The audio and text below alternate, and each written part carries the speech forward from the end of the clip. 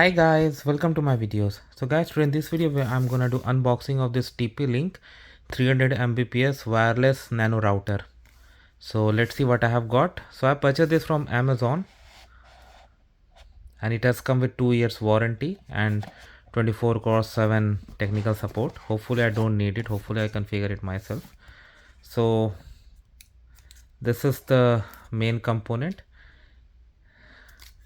This for LAN wire, and you can see what are the buttons it has got.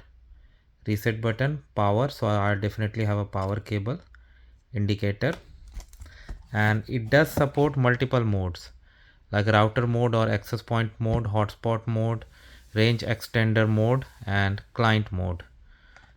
Okay, so when I unbox one more level, Wi-Fi info card. Okay, now comes the things. Cable I have got, and this is PowerPoint, charging cable, and manual.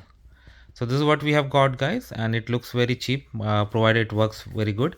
So I'm gonna configure it and then I'm gonna see you guys. Thanks for watching.